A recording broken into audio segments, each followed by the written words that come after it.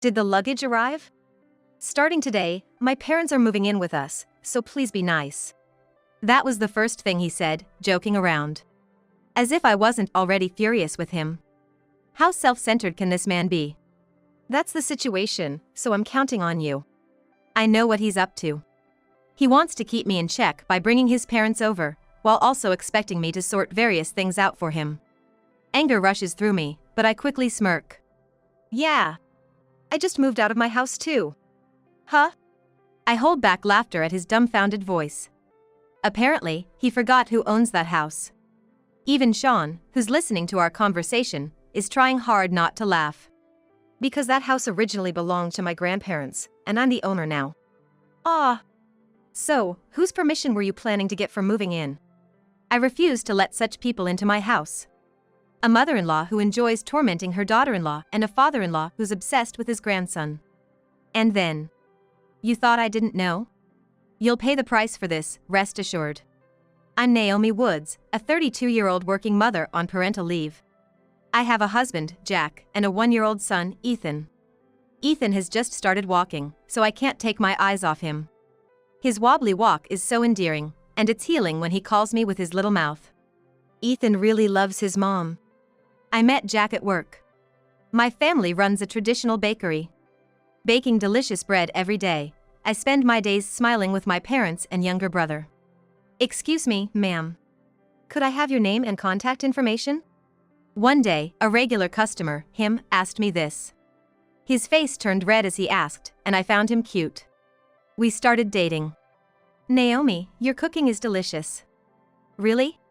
Thank you. Yeah. So, will you keep cooking for me? By my side? And so, we got married.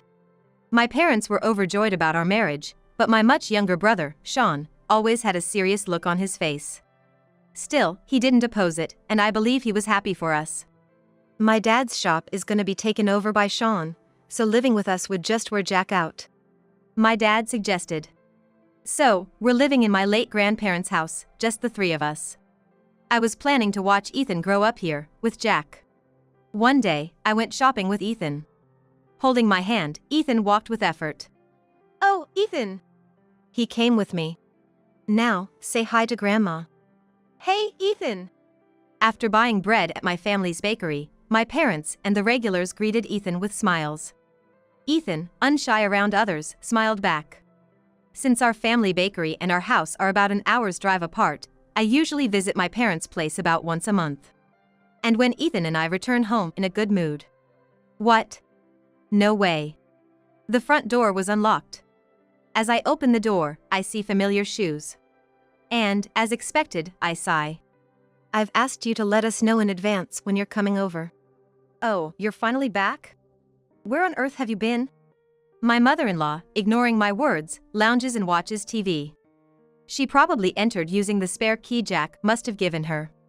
No matter how many times I tell her, she never listens. Sighing again, I think to myself. Come on, don't just stand there. Get moving and do some housework. I'll take care of Ethan. She picks up Ethan and tells me to clean up the mess she made eating her snacks.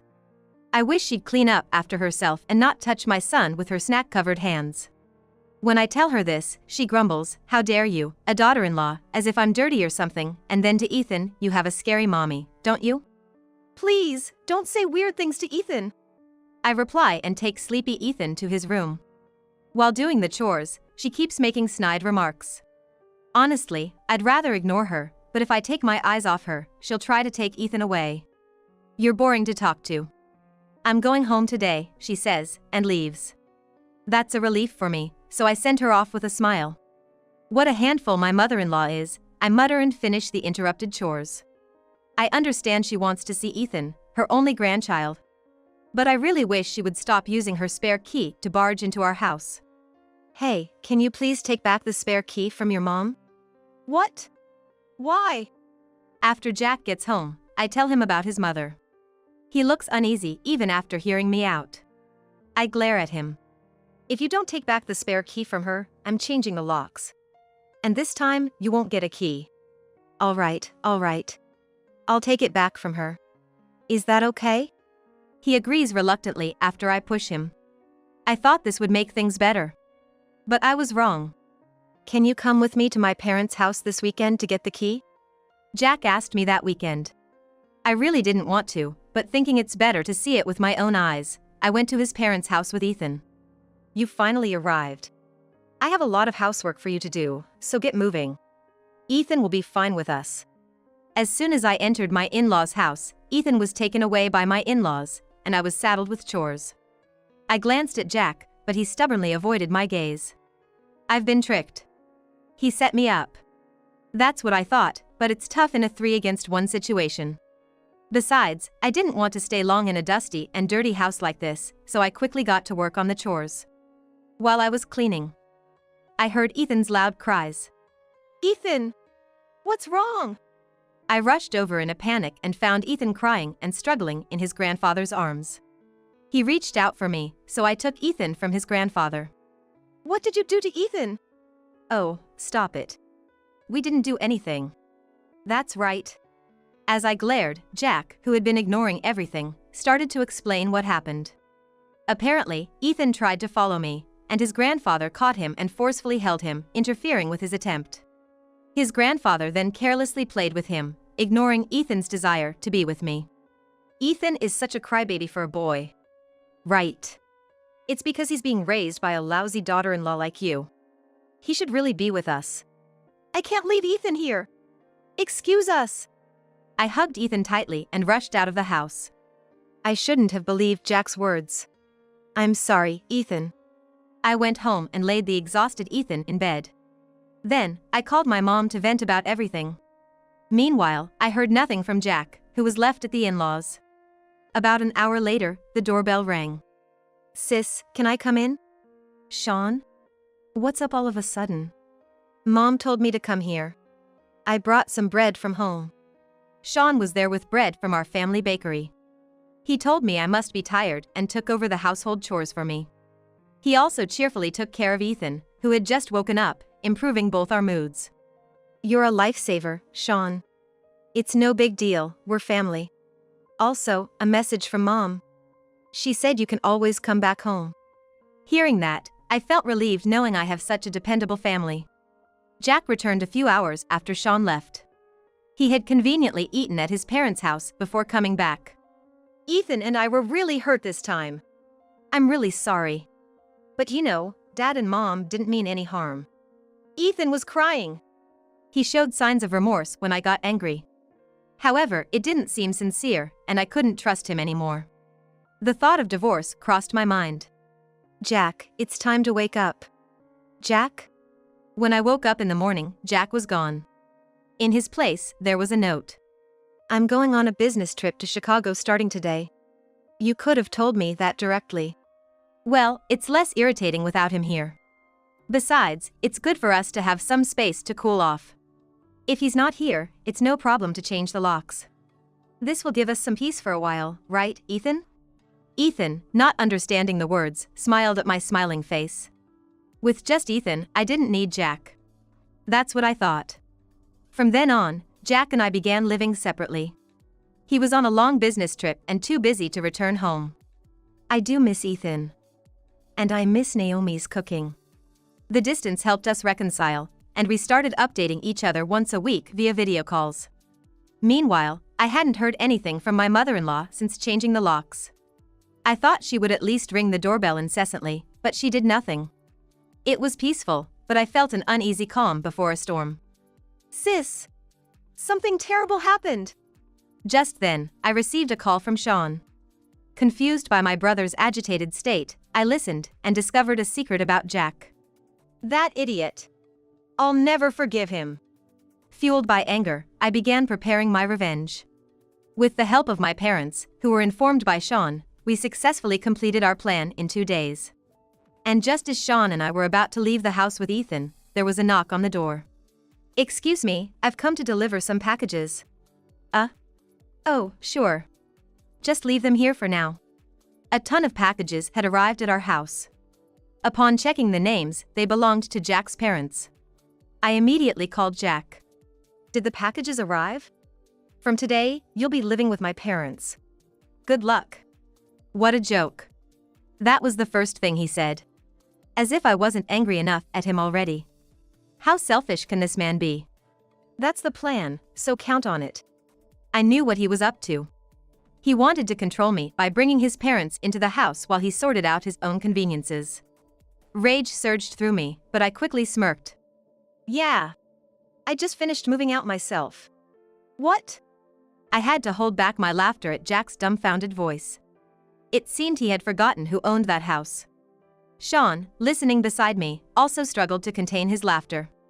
Because, that house originally belonged to my grandparents, and I'm the owner now. Oh. So, who exactly did you plan to cohabit with without permission? I'd never let such people into my house. A mother-in-law who enjoys making her daughter-in-law's life miserable, and a father-in-law who tosses his grandson around.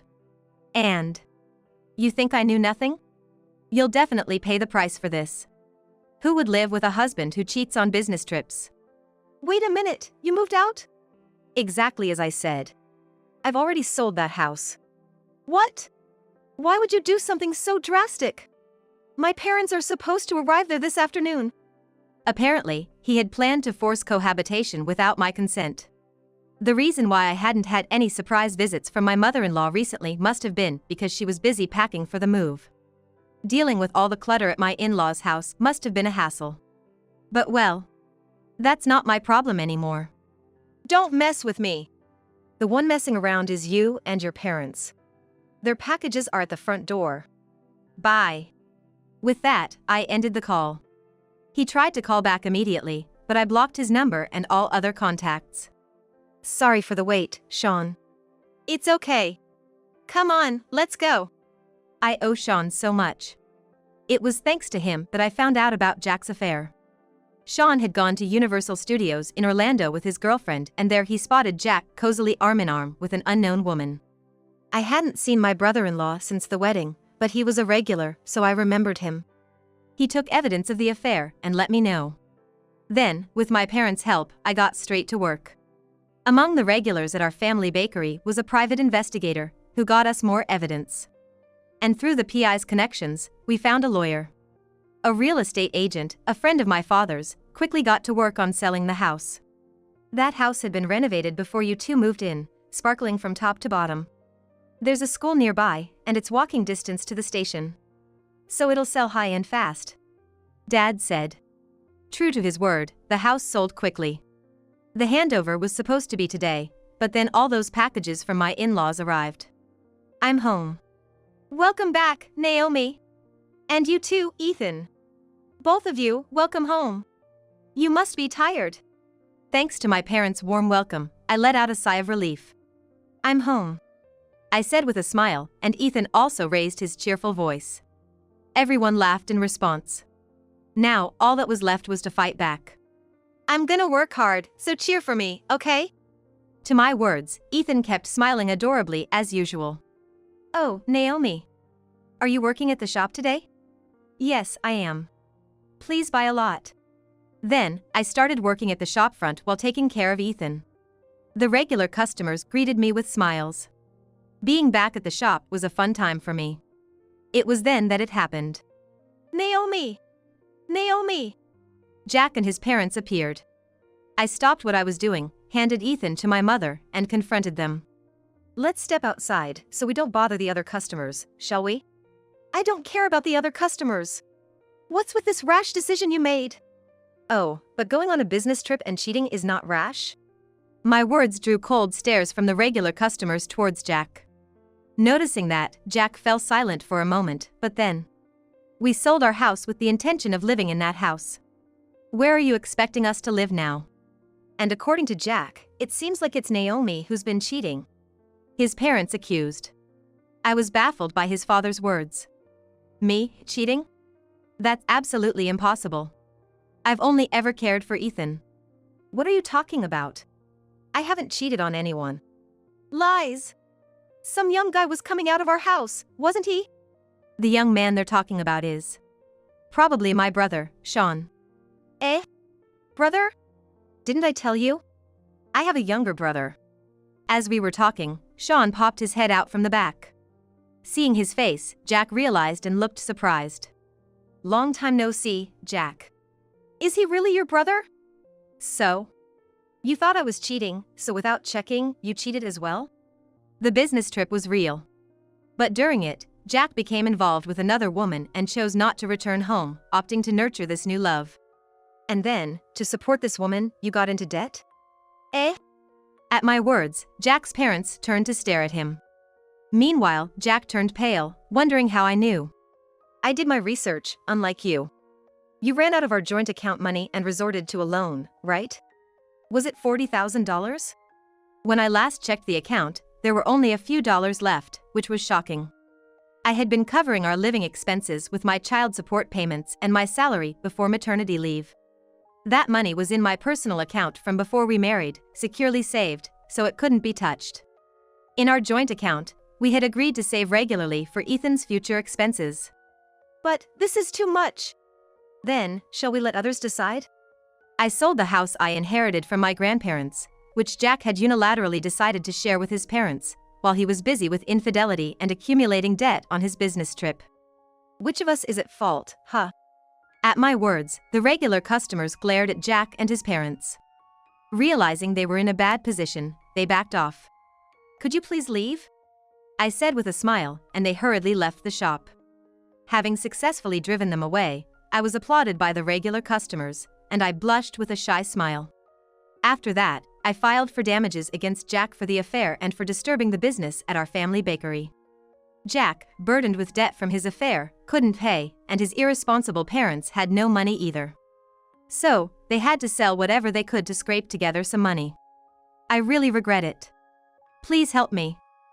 Jack pleaded, clinging to me. I sighed deeply at his behavior. Do you expect me to trust your regret? No, this time I really am. Just stop it. If you persist, I'll call the police. In my words, Jack's shoulders slumped in defeat.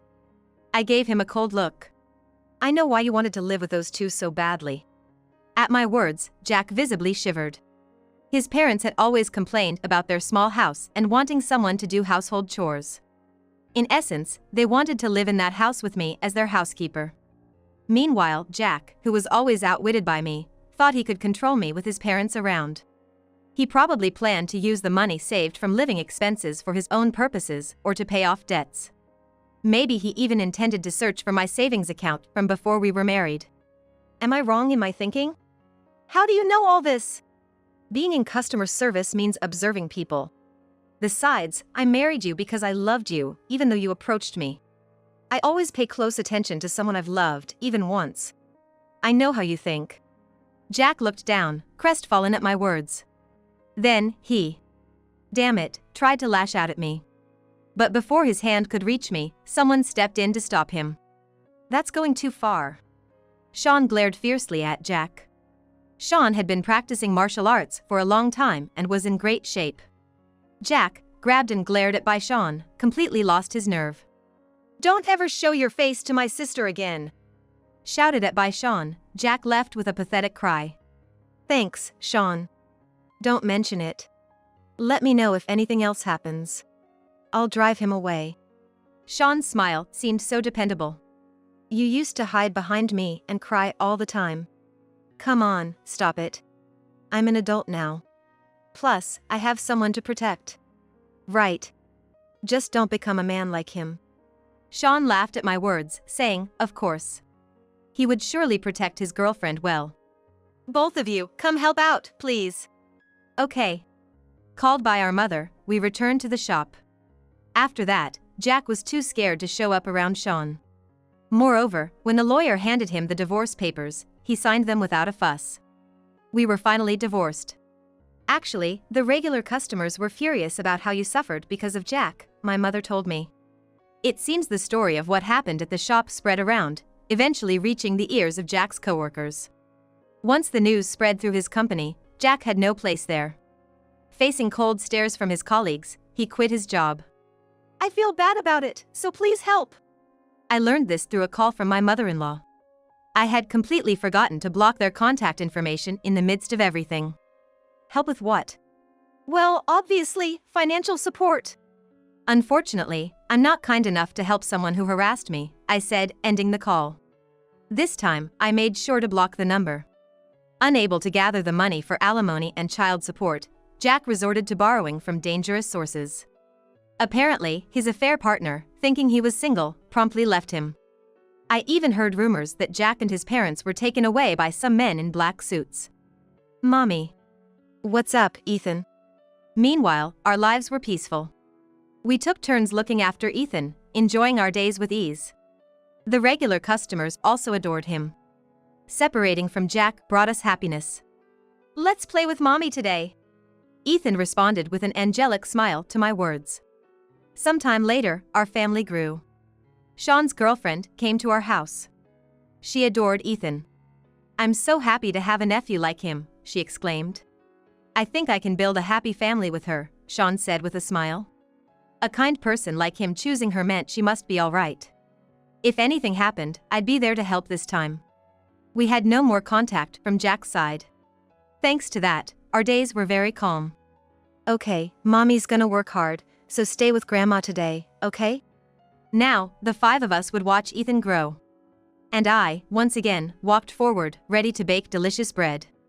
Years later, our family grew even more. Sean and his girlfriend got married, and they had a child. Moreover, someone appeared who wanted to be with me. If anyone makes you cry, I'll protect you. Ethan, who has grown up, now says such things. Together with Ethan, I continue to run the bakery today.